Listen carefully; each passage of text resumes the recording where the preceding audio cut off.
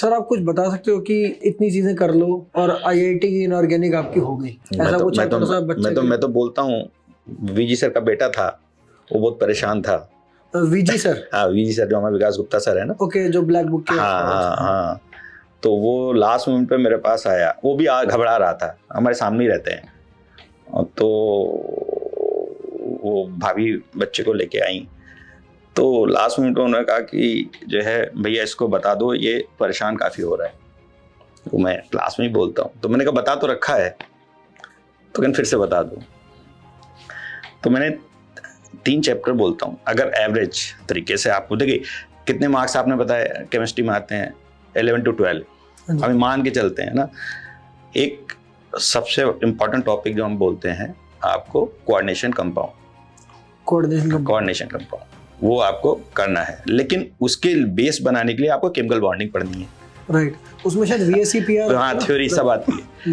तो वो mix question भी आते हैं, सिंपल कंपाउंड का, structure drawing and hybridisation, complex compound का, तो कॉम्प्लेक्स में आ गया वो। और बेसिक स्टार्ट करने के लिए आपको periodic properties and periodic table, elements के बारे में।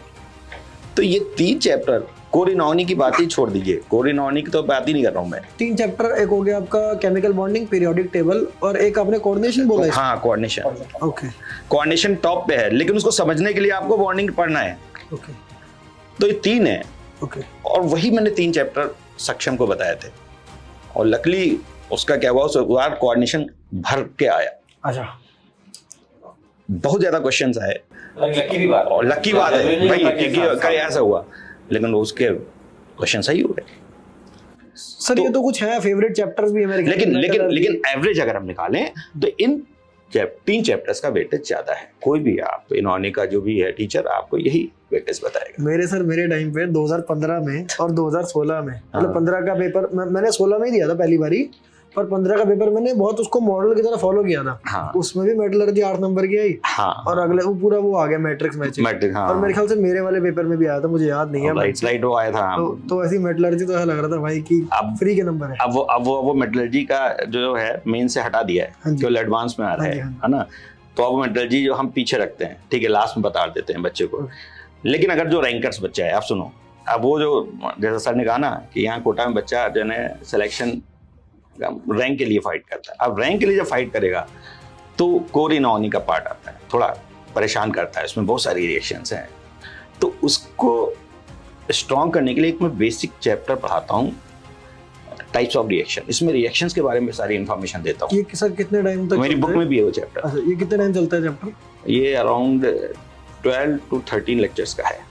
अच्छा, एक आप इसे 12-13 लेक्चर्स का वो फाउंडेशन बनाने के लिए मैं करता हूं। लगभग 18 घंटे। हाँ, ये होती है कोटा की, समझ रहे, पढ़ाई की। और ये कोई नहीं पढ़ाता, और वो वही पढ़ाता जो मेरे से ट्रेंड है या मेरी क्लास में बैठ के सीखा है। 18 घंटे में पूरी इनऑर्गेनिक पढ़ाता। तो ये है। अब वो जो सर जो बोल रहे हैं ना, फिर उसमें क्या होता है, बच्चा फिर कैसे कोरिलेट करता है। जैसे कि ऑर्गेनिक रिएक्शंस आती हैं, ऑर्गेनिक रिएक्शंस में वो केमिकल रिएजेंट आते हैं।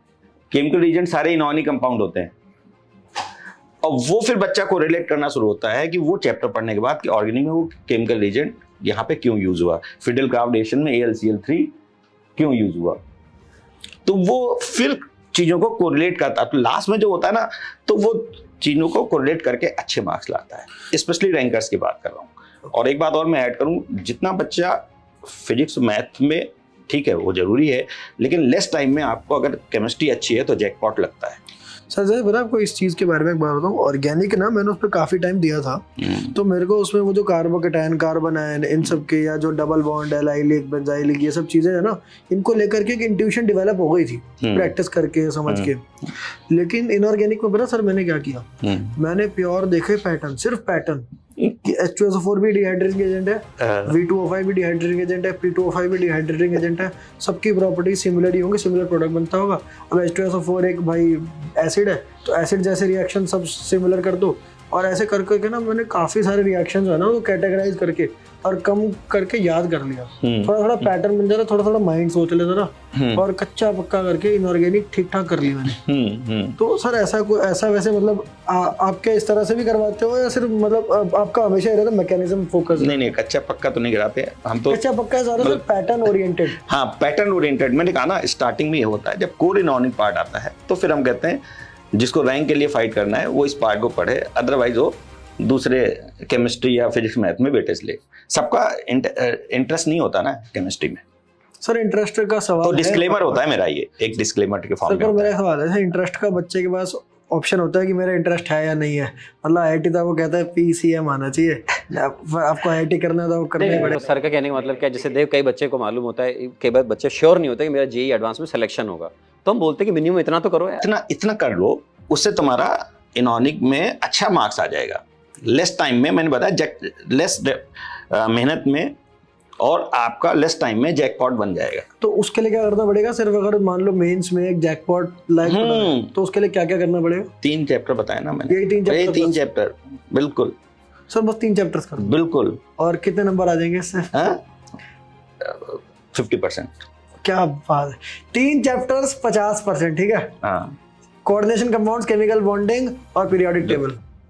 और उसके बाद 50% के लिए फिर आपको मेहनत करनी है। सर इसमें ये ना हो लेकिन शर्तें लागू होगी, पीरियोडिक वैसे पढ़ना जैसे कोटा में पढ़ाते हैं। देखो ये तो फिर वही बात है ना, डिस्क्लेमर तो ये भी है कि अच्छे से पढ़ा होना चाहिए।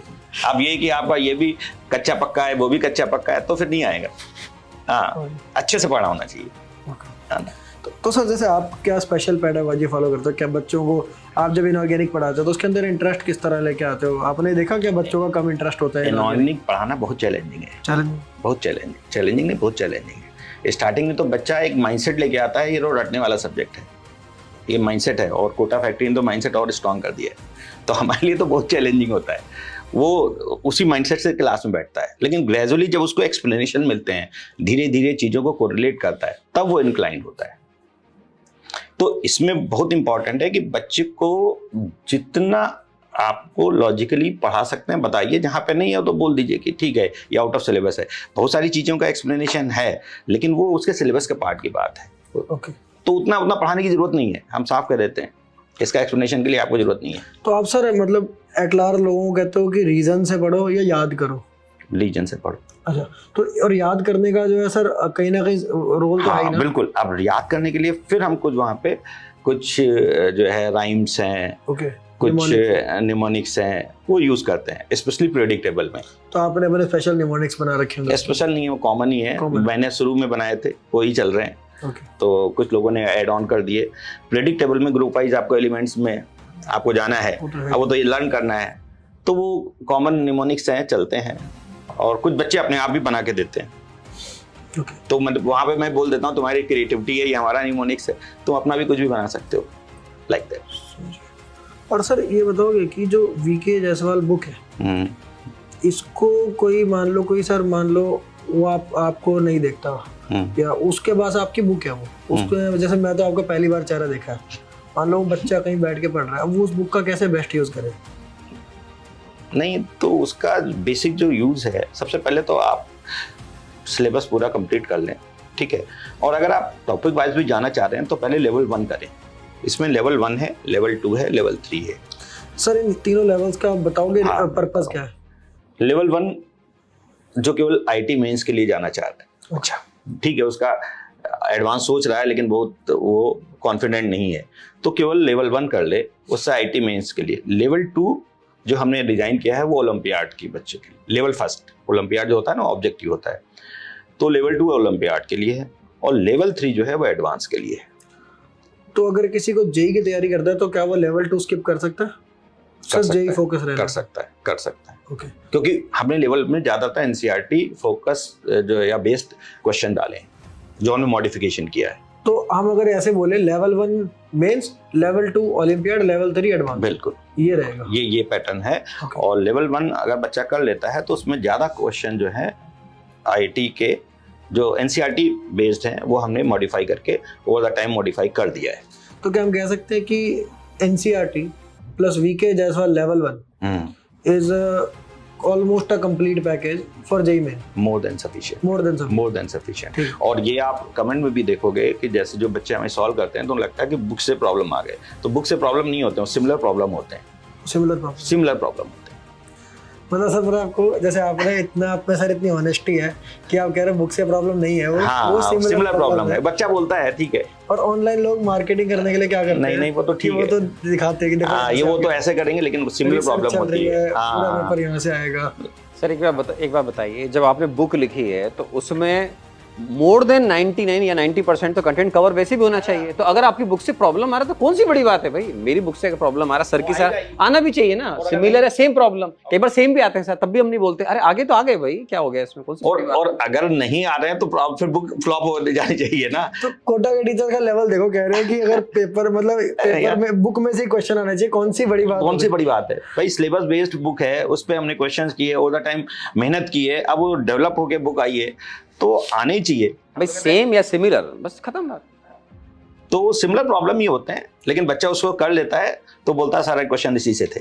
सर अब जैसे आपने मेंस का एक कंप्लीट पैकेज बताया, और अभी एक बार और YouTube पे अगर आप देखोगे तो हमने सोल्यूशन नहीं दिया, हमारी बुक के दूसरे लोग सोल्यूशन देते हैं। अब वो क्वेश्चन जब आते हैं तो बोलते हैं ये देखो हमने सोल्यूशन दिया था, ये देखो सेम प्रॉब्लम आया।